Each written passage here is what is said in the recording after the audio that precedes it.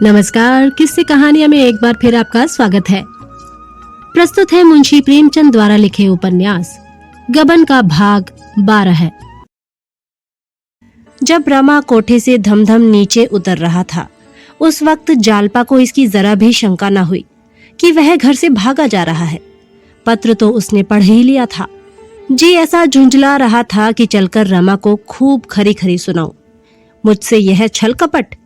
पर एक ही क्षण में उसके भाव बदल गए।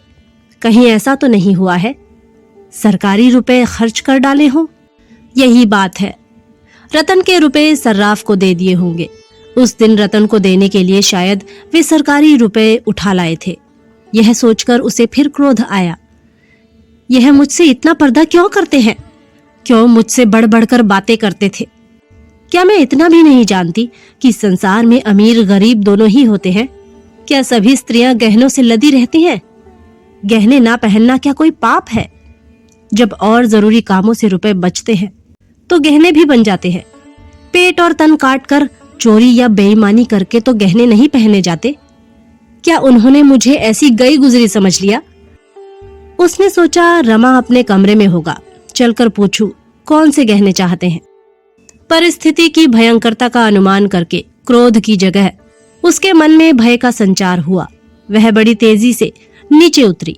उसे विश्वास था वह नीचे बैठे हुए इंतजार कर रहे होंगे। कमरे में आई तो उनका पता न था। साइकिल रखी हुई थी। तुरंत दरवाजे से झांका, सड़क पर भी नहीं। कहाँ चले गए? लड़के दोनों पढ़ने स्कूल गए थे। किसको भेजे कि जाकर उन्हें बुला लाए? उसके हृदय में एक अज्ञात संशय अंकुरित हुआ। फौरन ऊपर गई, गले का हार और हाथ का कंगन उतारकर रुमाल में बांधा, फिर नीचे उतरी। सड़क पर आकर एक तांगा लिया और कोचवान से बोली, चुंगी कचहरी चलो। वह पछता रही थी कि मैं इतनी देर बैठी क्यों रही, क्यों ना गहने उतारकर तुरंत दे दिए।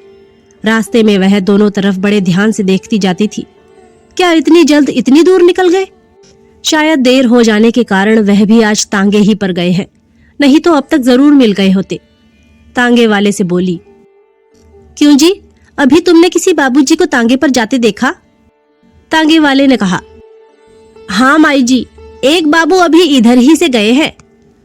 जालपा को कुछ ढांढस हुआ। रमा के पहुंचते पहुंचते वह भी पहुंच जाएगी। कोचवान से बार बार घोड़ा तेज करने को कहती। जब वह दफ्तर पहुंची तो 11 बज रहे थे। कचहरी में सैकड़ों आदमी इधर उधर दौड़ रहे थे। किससे पूछे? ना जाने वह कहाँ बैठते हैं। सहसा एक चपरासी दिखलाई दिया। जालपा ने उसे बुलाकर कहा, सुनो जी, जरा बाबू रमानाथ को तो बुला लाओ। चपरासी बोला, उन्हीं को बुलाने तो जा रहा हूँ, बड़े बाबू ने भेजा है। आप क्या उनके घर ही से आई हैं? जालपा बोली, हाँ, मैं तो घर ही से आ रही हूँ, अभी 10 मिनट हुए वह घर से चले हैं। चपरासी बोला, यहाँ तो नहीं आए। जालपा बड़े असमंजस में पड़ी। वह यहाँ भी नहीं आए, रास्ते में भी नहीं मिले, तो फिर गए कहाँ? उसका दिल बांसों उछलने लगा, आंखें भर भर आने लगी। वहां बड़े बाबू के सिवा वह और किसी को न जानती थी। उनसे बोलने का अवसर कभी न पड़ा था, पर इस समय उसका संकोच गायब हो गया। भय के सामने मन के और सभी भाव दब जाते हैं। चपरासी से बोली, जरा बड़े बाबू से कह दो। नहीं, चलो मैं ही चलती हूँ, बड़े बाबू से कुछ बातें करनी है। जालपा का ठाट बाट और रंग ढंग देखकर चपरासी रौब में आ गया। उल्टे पांव बड़े बाबू के कमरे की ओर चला। जालपा उसके पीछे पीछे हो ली। बड़े बाबू खबर पाते ही तुरंत बाहर निकल आए। जालपा ने कदम आगे बढ़ाकर कहा, क्षमा कीजिए बाबू साहब, आपको कष्ट हुआ। वह 15-20 मिनट पहले ही घर से चले, क्या अभी तक यहाँ नहीं आए? रमेश बाबू ने कहा, अच्छा, आप मिसेस रमानाथ हैं, अभी तो यहाँ नहीं आए, मगर दफ्तर के वक्त सैर सपाटे करने की तो उसकी आदत न थी। जालपा ने चपरासी की ओर ताकते हुए कहा, मैं आपसे कुछ अर्ज करना चाहती हूँ। रमेश बाबू बोले, तो चलो अंदर बैठो, यहाँ कब तक खड़ी रहोगी? मुझे आश्चर्य है कि वह गए कहाँ, कहीं बैठे शतरंज खेल रहे होंगे। जालपा बोली, नहीं बाबूजी, मुझे ऐसा भय हो रहा है कि वह कहीं और न चले गए हो। अभी 10 मिनट हुए उन्होंने मेरे नाम एक पुर्जा लिखा था, जेब से टटोलकर। जी हाँ, देखिए वह पुर्जा मौजूद है। आप उन पर कृपा रखते हैं तो कोई पर्दा नहीं। उनके जिम्मे कुछ सरकारी रुपए तो नहीं निकलते? रमेश ने चकित होकर कहा। क्यों, उन्होंने तुमसे कुछ नहीं कहा? जालपा बोली। कुछ नहीं, इस विषय में कभी एक शब्द भी नहीं कहा। रमेश बाबू बोले, कुछ समझ में नहीं आता। आज उन्हें 300 रुपए जमा करने हैं। परसों की आमदनी उन्होंने जमा नहीं की थी। नोट थे, जेब में डालकर चल दिए। बाजार में किसी ने नोट निकाल लिए। मुस्कुराकर बोले, किसी और देवी की तो पूजा नहीं करते? जालपा का मुख लज्जा से नत हो गया। बोली, अगर यह ऐब होता तो आप भी उस इल्जाम से ना बचते। जेब से किसी ने निकाल लिए होंगे। मारे शर्म के मुझसे कहा ना होगा। मुझसे जरा भी कहा होता तो तुरंत रुपए निकाल कर दे देती। इसमें बात ही क्या थी? रमेश बाबू ने अविश्वास के भाव से कहा, क्या घर में रुपए हैं? जालपा ने निशंक होकर कहा, 300 चाहिए ना, मैं अभी लिए आती हूँ। रमेश बाबू बोले, अगर वह घर पर आ गए हो तो भेज देना। जालपा आकर तांगे पर बैठी और कोचवान से चौक चलने को कहा। उसने अपना हार बेच डालने का निश्चय कर लिया। यूं उसकी कई सहेलियां थी जिनसे उसे रुपए मिल सकते थे। स्त्रियों में बड़ा स्नेह होता है। पुरुषों की भांति उनकी मित्रता केवल पान खाने तक ही समाप्त नहीं हो जाती। मगर अवसर नहीं था। सर्राफे में पहुंचकर वह सोचने लगी, किस दुकान पर जाऊं? भय हो रहा था कहीं ठगी ना जाऊं। इस सिरे से उस सिरे तक चक्कर लगा आई। किसी दुकान पर जाने की हिम्मत ना पड़ी। उधर वक्त भी निकला जाता था। आखिर एक दुकान पर एक बूढ़े सर्राफ को देखकर उसका संकोच कुछ कम हुआ। सर्राफ बड़ा घाघ था। जालपा की झिझक और हिचक देखकर समझ गया, अच्छा शिकार फंसा। जालपा ने हार दिखाकर कहा, आप इसे ले सकते हैं? सर्राफ ने हार को इधर उधर देखकर कहा, मुझे 4 पैसे की गुंजाइश होगी तो क्यों ना ले लूंगा, माल चोखा नहीं है। जालपा बोली, तुम्हें लेना है इसलिए माल चोखा नहीं है, बेचना होता तो चोखा होता। कितने में लोगे? सर्राफ बोला, आप ही कह दीजिए। सर्राफ ने 350 दाम लगाए और बढ़ते बढ़ते 400 तक पहुंचा। जालपा को देर हो रही थी। रुपए लिए और चल खड़ी हुई। जिस हार को उसने इतने चाव से खरीदा था, जिसकी लालसा उसे बाल्यकाल ही में उत्पन्न हो गई थी, उसे आज आधे दामों में बेचकर उसे जरा भी दुख नहीं हुआ, बल्कि गर्वमय हर्ष का अनुभव हो रहा था। जिस वक्त रमा को मालूम होगा कि उसने रुपए दे दिए हैं, उन्हें कितना आनंद होगा। कहीं दफ्तर पहुंच गए हो तो बड़ा मजा हो। यह सोचती हुई वह फिर दफ्तर पहुंची। रमेश बाबू उसे देखते हुए बोले, क्या हुआ, घर पर मिले? जालपा बोली, क्या अभी तक यहाँ नहीं आए? घर तो नहीं गए। यह कहते हुए उसने नोटों का पुलिंदा रमेश बाबू की तरफ बढ़ा दिया। रमेश बाबू नोटों को गिनकर बोले, ठीक है, मगर वह अब तक कहाँ है? अगर ना आना था तो एक खत लिख देते। मैं तो बड़े संकट में पड़ा हुआ था, तुम बड़े वक्त से आ गई। इस वक्त तुम्हारी सूझबूझ देखकर जी खुश हो गया। यही सच्ची देवियों का धर्म है। जालपा फिर तांगे पर बैठकर घर चली तो उसे मालूम हो रहा था, मैं कुछ ऊंची हो गई हूँ। शरीर में एक विचित्र स्फूर्ति दौड़ रही थी। उसे विश्वास था वह आकर चिंतित बैठे होंगे। वह जाकर पहले उन्हें खूब आड़े हाथों लेगी और खूब लज्जित करने के बाद यह हाल कहेगी। लेकिन जब घर में पहुंची तो रमानाथ का कहीं पता न था। जागेश्वरी ने पूछा, कहाँ चली गई थी इस धूप में? जालपा बोली, एक काम से चली गई थी। आज उन्होंने भोजन नहीं किया, न जाने कहाँ चले गए। जागेश्वरी बोली, दफ्तर गए होंगे? जालपा ने कहा, नहीं, दफ्तर नहीं गए, वहां से एक चपरासी पूछने आया था। यह कहते हुए वह ऊपर चली गई। बचे हुए रुपए संदूक में रखे और पंखा झलने लगी। मारे गर्मी के देह फूकी जा रही थी, लेकिन कान द्वार की ओर लगे थे। अभी तक उसे इसकी जरा भी शंका न थी कि रमा ने विदेश की राह ली है। 4 बजे तक तो जालपा को विशेष चिंता न हुई, लेकिन ज्यों-ज्यों दिन ढलने लगा उसकी चिंता बढ़ने लगी। आखिर वह सबसे ऊंची छत पर चढ़ गई। हालांकि उसके जीर्ण होने के कारण कोई ऊपर नहीं आता था और वहां चारों तरफ नजर दौड़ाई, लेकिन रमा किसी तरफ से आता दिखाई न दिया। जब संध्या हो गई और रमा घर न आया तो जालपा का जी घबराने लगा। कहाँ चले गए? वह दफ्तर से घर आए बिना कहीं बाहर ना जाते थे। अगर किसी मित्र के घर होते तो क्या अब तक ना लौटते? मालूम नहीं जेब में कुछ है भी या नहीं। बेचारे दिन भर से ना मालूम कहाँ भटक रहे होंगे। वह फिर पछताने लगी कि उनका पत्र पढ़ते ही उसने क्यों ना हार निकाल कर दे दिया, क्यों दुविधा में पड़ गई। बेचारे शर्म के मारे घर ना आते होंगे, कहाँ जाए, किससे पूछे। चिराग जल गए तो उससे रहा ना गया। सोचा शायद रतन से कुछ पता चले। उसके बंगले पर गई तो मालूम हुआ आज तो वह इधर आए ही नहीं। जालपा ने उन सभी पार्कों और मैदानों को छान डाला जहां रमा के साथ वह बहुधा घूमने जाया करती थी, और 9 बजते बजते निराश लौट आई। अब तक उसने अपने आंसुओं को रोका था, लेकिन घर में कदम रखते ही जब उसे मालूम हो गया कि अब तक वह नहीं आए तो वह हताश होकर बैठ गई। उसकी यह शंका अब दृढ़ हो गई थी कि वह जरूर कहीं चले गए। फिर भी कुछ आशा थी कि शायद मेरे पीछे आए हों और फिर चले गए हों। जाकर जागेश्वरी से पूछा, वह घर आए थे अम्मा जी? जागेश्वरी बोली, यार दोस्तों में बैठे कहीं गपशप कर रहे होंगे। घर तो सराय है। 10 बजे घर से निकले थे, अभी तक पता नहीं। जालपा बोली, दफ्तर से घर आकर तब वह कहीं जाते थे, आज तो आए नहीं। कहिए तो गोपी को भेज दूं, जाकर देखें कहाँ रह गए। जागेश्वरी बोली, लड़के इस वक्त कहाँ देखने जाएंगे, उनका क्या ठीक है।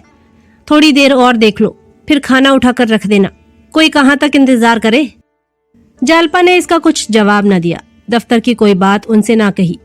जागेश्वरी सुनकर घबरा जाती और उसी वक्त रोना पीटना मच जाता। वह ऊपर जाकर लेट गई और अपने भाग्य पर रोने लगी। रह रहकर चित्त ऐसा विकल होने लगा मानो कलेजे में शूल उठ रहा हो। बार बार सोचती, अगर रात भर ना आए तो कल क्या करना होगा। जब तक कुछ पता न चले कि वह किधर गए, तब तक कोई जाए तो कहाँ जाए। आज उसके मन ने पहली बार स्वीकार किया कि यह सब उसी की करनी का फल है। यह सच है कि उसने कभी आभूषणों के लिए आग्रह नहीं किया, लेकिन उसने कभी स्पष्ट रूप से मना भी तो नहीं किया। अगर गहने चोरी हो जाने के बाद इतनी अधीर ना हो गई होती तो आज यह दिन क्यों आता। मन की इस दुर्बल अवस्था में जालपा अपने भार से अधिक भाग अपने ऊपर लेने लगी। वह जानती थी रमा रिश्वत लेता है, नोच खसोट कर रुपए लाता है, फिर भी कभी उसने मना नहीं किया। उसने खुद क्यों अपनी कमली के बाहर पांव फैलाया, क्यों उसे रोज सैर सपाटे की सूझती थी। उपहारों को ले लेकर वह क्यों फूली न समाती थी। इस जिम्मेदारी को भी इस वक्त जालपा अपने ही ऊपर ले रही थी। रमानाथ प्रेम के वश होकर उसे प्रसन्न करने के लिए ही तो सब कुछ करते थे। युवकों का यही स्वभाव है। पर उसने उनकी रक्षा के लिए क्या किया? क्यों उसे यह समझ ना आई कि आमदनी से ज्यादा खर्च करने का दंड एक दिन भोगना पड़ेगा।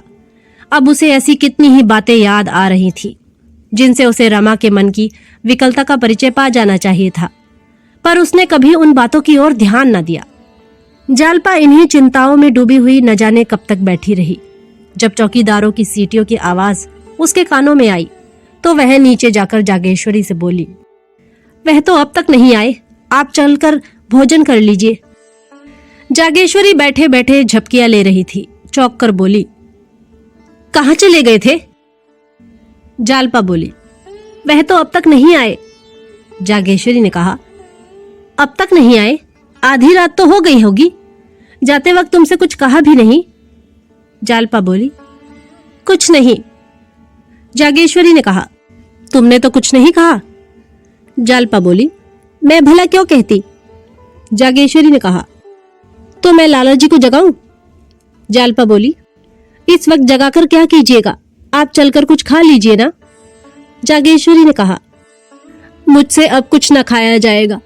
ऐसा मनमौजी लड़का है कि कुछ कहा न सुना, न जाने कहाँ जाकर बैठ रहा। कम से कम कहला तो देता कि मैं इस वक्त ना आऊंगा।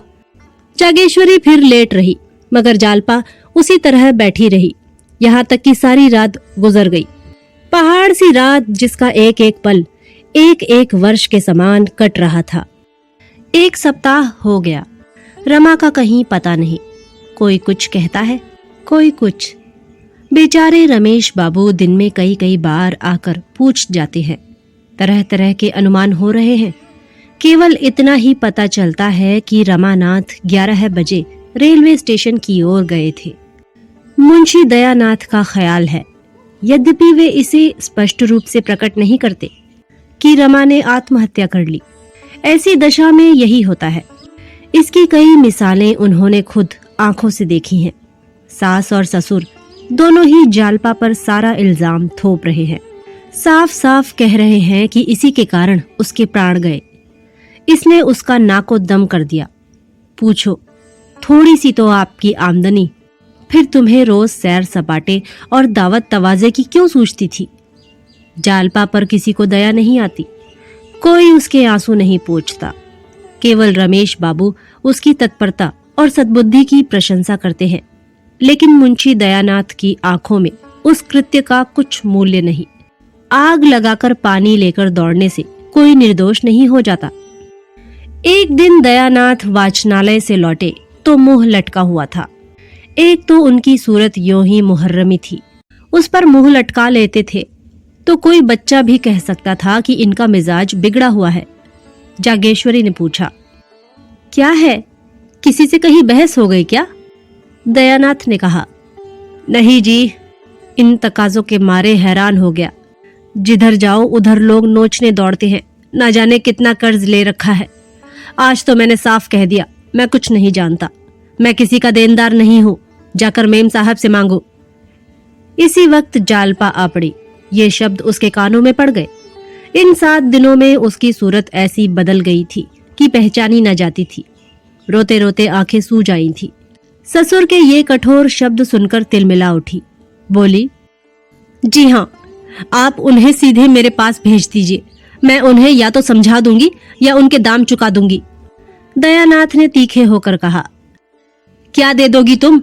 हजारों का हिसाब है। 700 तो एक ही सर्राफ के हैं। अभी क्या पैसे दिए हैं तुमने? जालपा बोली, उसके गहने मौजूद हैं, केवल 2-4 बार पहने गए हैं। वह आए तो मेरे पास भेज दीजिए, मैं उसकी चीजें वापस कर दूंगी। बहुत होगा 10-5 रुपए तावान के ले लेगा।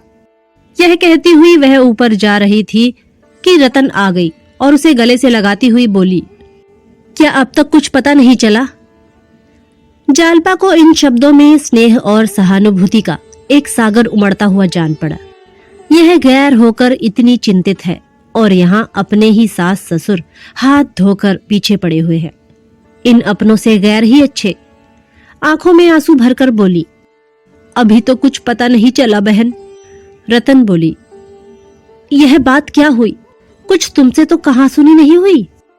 जालपा बोली, जरा भी नहीं, कसम खाती हूँ। उन्होंने नोटों के खो जाने का मुझसे जिक्र ही नहीं किया। अगर इशारा भी कर देते तो मैं रुपए दे देती। जब वह दोपहर तक नहीं आए और मैं खोजती हुई दफ्तर गई, तब मुझे मालूम हुआ कुछ नोट खो गए हैं। उसी वक्त जाकर मैंने रुपए जमा कर दिए। रतन बोली, मैं तो समझती हूँ किसी से आंखें लड़ गई। 10-5 दिन में आप पता लग जाएगा। यह बात सच ना निकले तो जो कहो दूं। जालपा ने हक बकाकर पूछा, क्या तुमने कुछ सुना है? रतन बोली, नहीं, सुना तो नहीं, पर मेरा अनुमान है।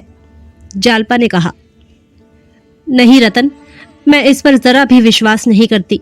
यह बुराई उनमें नहीं है, और चाहे जितनी बुराइयां हो, मुझे उन पर संदेह करने का कोई कारण नहीं है। रतन ने हंसकर कहा, इस कला में ये लोग निपुण होते हैं, तुम बेचारी क्या जानो। जालपा दृढ़ता से बोली, अगर वह इस कला में निपुण होते हैं तो हम भी हृदय को परखने में कम निपुण नहीं होती। मैं इसे नहीं मान सकती। अगर वह मेरे स्वामी थे तो मैं भी उनकी स्वामिनी थी। रतन बोली, अच्छा चलो, कहीं घूमने चलती हो? चलो तुम्हें कहीं घुमा लावे। जालपा बोली, नहीं, इस वक्त तो मुझे फुर्सत नहीं है। फिर घर वाले यूं ही प्राण लेने पर तुले हुए हैं, तब तो जीता ही ना छोड़ेंगे। किधर जाने का विचार है? रतन ने कहा, कहीं नहीं, जरा बाजार तक जाना था। जालपा बोली, क्या लेना है? रतन ने कहा, जौहरियों की दुकान पर 1-2 चीज देखूंगी। बस मैं तुम्हारा जैसा कंगन चाहती हूँ। बाबूजी ने भी कई महीने के बाद रुपए लौटा दिए। अब खुद तलाश करूंगी। जालपा बोली, मेरे कंगन में ऐसा कौन से रूप लगे हैं? बाजार में उससे बहुत अच्छे मिल सकते हैं। रतन बोली, मैं तो उसी नमूने का चाहती हूँ। जालपा ने कहा, उस नमूने का तो बना बनाया मुश्किल से मिलेगा और बनवाने में महीनों का झंझट। अगर सब्र ना आता हो तो मेरा ही कंगन ले लो, मैं फिर बनवा लूंगी। रतन ने उछलकर कहा, वाह, तुम अपना कंगन दे दो तो क्या कहना है, मूस लो ढोल बजाऊं। 600 का था ना? जालपा ने कहा, हाँ था तो 600 का, मगर महीनों सर्राफ की दुकान की खाक छाननी पड़ी थी। जड़ाई तो खुद बैठकर करवाई थी, तुम्हारे खातिर दे दूंगी। जालपा ने कंगन निकालकर रतन के हाथों में पहना दिए। रतन के मुख पर एक विचित्र गौरव का आभास हुआ, मानो किसी कंगाल को पारस मिल गया हो। यही आत्मिक आनंद की चरम सीमा है। कृतज्ञता से भरे हुए स्वर से बोली, तुम जितना कहो उतना देने को तैयार हूं, तुम्हें दबाना नहीं चाहती। तुम्हारे लिए यही क्या कम है कि तुमने इसे मुझे दे दिया। मगर एक बात है, अभी मैं सब रुपए ना दे सकूंगी। अगर 200 रुपए फिर दे दूं तो कुछ हरज है? जालपा ने साहस पूर्वक कहा, कोई हरज नहीं, जी चाहे कुछ भी मत दो। रतन ने कहा, नहीं, इस वक्त मेरे पास 400 रुपए हैं, मैं दिए जाती हूँ। मेरे पास रहेंगे तो किसी दूसरी जगह खर्च हो जाएंगे। मेरे हाथ में तो रुपए टिकते ही नहीं। करूं क्या? जब तक खर्च ना हो जाए मुझे एक चिंता सी लगी रहती है, जैसे सिर पर कोई बोझ सवार हो। जालपा ने कंगन की डिबिया उसे देने के लिए निकाली तो उसका दिल महसूस उठा। उसकी कलाई पर यह कंगन देखकर रमा कितना खुश होता था। आज वह होता तो क्या यह चीज इस तरह जालपा के हाथ से निकल जाती? फिर कौन जाने कंगन पहनना उसे नसीब भी होगा या नहीं। उसने बहुत जब्त किया पर आंसू निकल ही आए। रतन उसके आंसू देखकर बोली, इस वक्त रहने दो बहन, फिर ले लूंगी, जल्दी ही क्या है। जालपा ने उसकी ओर बक्स को बढ़ाकर कहा, क्यों?